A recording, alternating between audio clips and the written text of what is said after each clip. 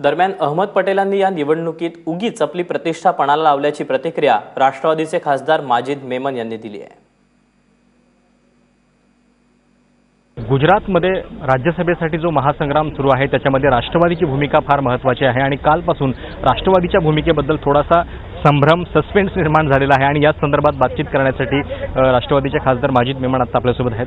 Sir, कालपासून राष्ट्रवादीच्या भूमिकेबद्दल थोडासा संभ्रम निर्माण होतोय, वेगवेगळ्या पद्धतीची वक्तव्य समोर येत आहेत। काल तुमचे आमदार जे आहेत त्यांनी सांगितलं की आम्हाला व्हीप जारी करण्यात आलेला आहे, नेमकी परिस्थिती काय आहे? हे बघा, 4-5 दिवसापूर्वी पवार साहेबांनी स्वतः हे स्पष्टपणाने सांगितलं होतं की आमचे दोन्ही विधायक अहमद भाईला मत टाकणार, काँग्रेसच्या बाजूला आम्ही जाणार, काँग्रेससोबत जाणार।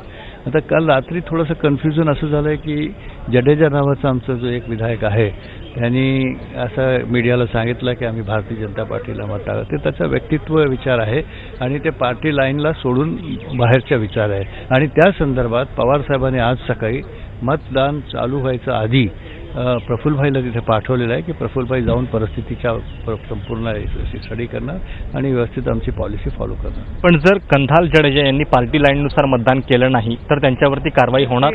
आम्ही बघू, त्याच्याबद्दल पार्टी हायकमांड आणि party parliamentary board will take proper decision. पण सर, एकूण तुमचं ह्या राज्यसभेच्या लढाईबद्दल काय मत आहे? जर पुरेसं संख्याबळ नव्हतं तिसऱ्या जागेसाठी तर ज्या पद्धतीचं हॉर्स ट्रेडिंग या निवडणुकीमध्ये होतं, असं म्हणणं आहे की हे एक प्रतिष्ठाचा प्रश्न म्हणून ते मीडियानी आणि सर्वांनी उभा केला आहे, तर काँग्रेसला थोडा विचार करायची गरज होती की त्यांचं घर जर व्यवस्थित नाही आहे तिथेही त्या काही मेंबर्स बाहेर पडणार आहेत तर त्यांनी अशा हे प्रतिष्ठाची लढाईमध्ये पडता कामा नये होता आणि अहमद पटेलने उगीच सोनिया गांधीच्या नावावर करायची गरज नव्हती। दुसरं असं आहे की जर अहमद पटेल पडलेही तरी त्याला तुम्ही असं म्हणू नका की नाही ते this is the defeat of Sonia Gandhi against Narendra Modi. हे मीडियाचं म्हणणं बरोबर नाही आहे, कारण राज्यसभाची एक सीट एवढी काही महत्त्वाची नसते। तर हे होते खासदार माजिद मेमन आणि काँग्रेसने देखील हा प्रश्न फार प्रतिष्ठेचा करायला नव्हता पाहिजे होता आणि सोनिया गांधींच्या बद्दलचे जे विश्लेषण चालू आहे ते तशा पद्धतीचं विश्लेषण व्हायला देखील नको पाहिजे होतं असं ते म्हणतात।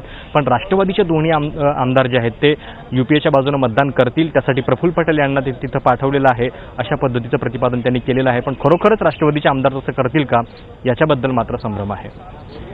प्रशांत कदम, ABP माझा, नवी दिल्ली।